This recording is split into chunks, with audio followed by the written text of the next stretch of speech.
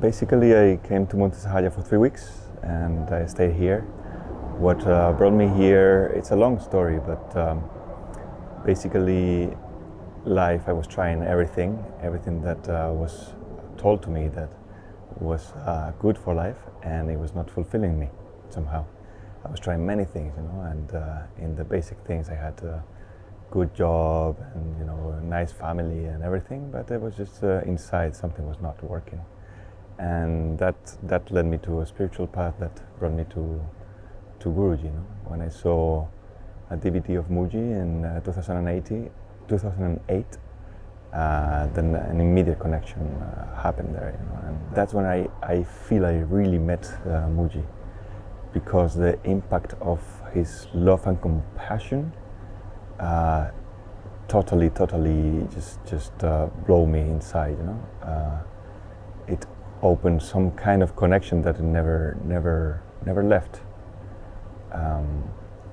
Although the mind couldn't really see it at the moment, but yeah.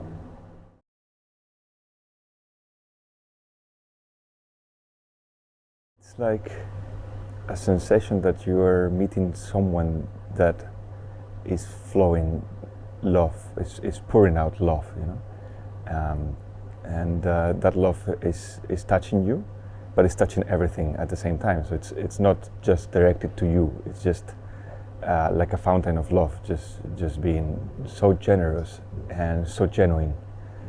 And in that, somehow all the internal defenses just naturally fall away, because you are feeling like cuddle, so you don't have to defend yourself against anything.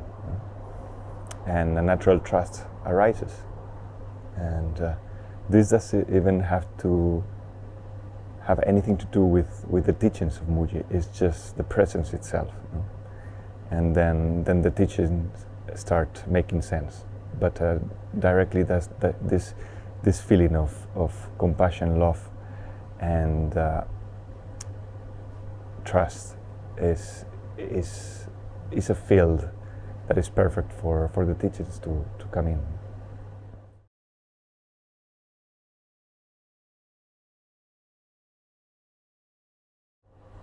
I would say that maybe the invitation is actually the teaching that has had a biggest impact in my path somehow.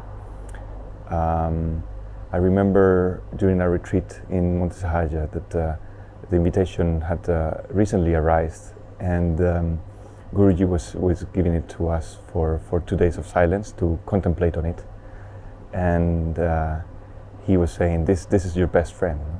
And I actually discovered it going through the invitation with the paper. It was just a piece of paper, and just very slowly, just going through each sentence slowly and feeling it, the impact of that inside, following, like when you read that you want to discover the truth, you actually feel that inside, that you want to discover the truth, and each step is just opening and discovering more and more.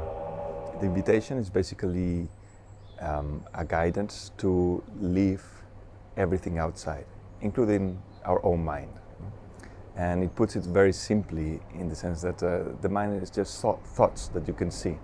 So you leave the past, you leave the present, you leave the future, and you're left in your own natural state somehow.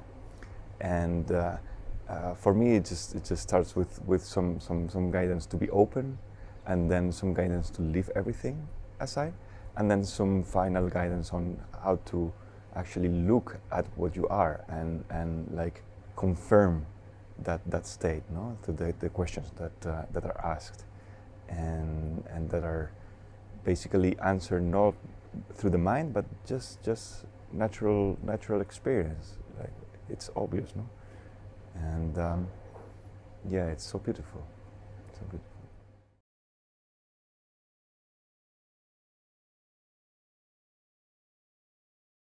A lot of things have changed, basically a lot less identification on what I do on my daily life. I do a similar thing that I was doing before, which uses a lot uses the mind. I have to use my mind for what I do, but it's really different. It's like there is a flow in it, and not a strong identification on what the outcomes have to be, and then the outcomes just whatever they are, and they come naturally. Sometimes they could be just as good, sometimes as bad, but at the end it's all in the harmony and the happiness of life. And I feel that is the biggest change. With that, many other things arise, like the love for everyone, the compassion, the joy and happiness of living. That doesn't mean that there are no struggles. There are, of course, but they are seen with different eyes somehow, much more lighter and even playful.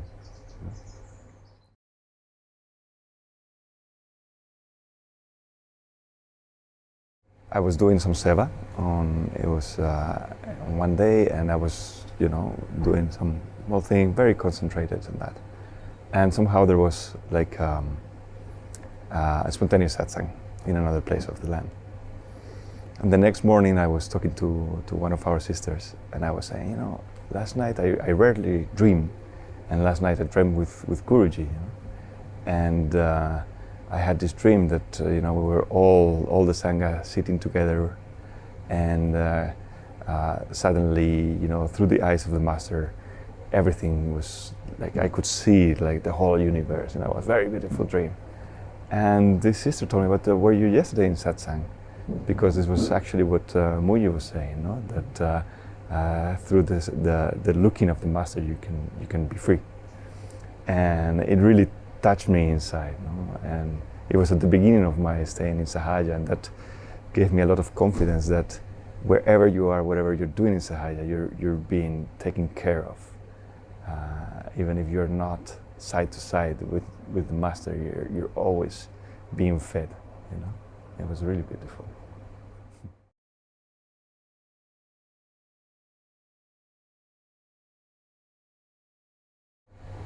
For me, it's like emptiness is flowing through everything.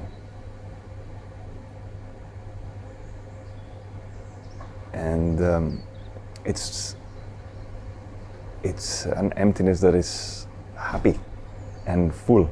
It's difficult to explain, but somehow the senses are being used, and the mind, but there is an underlying emptiness, which is our essence, that is full of joy, and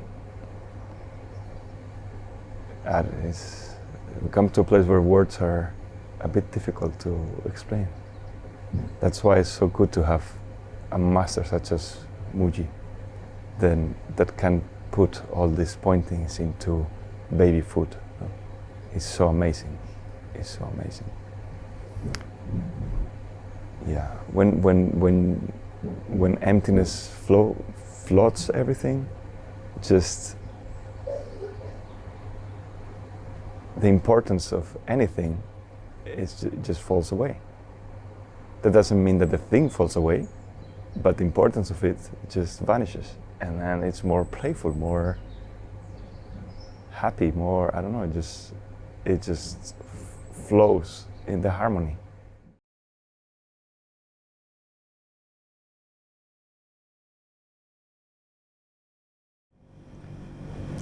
So yeah, I like to share,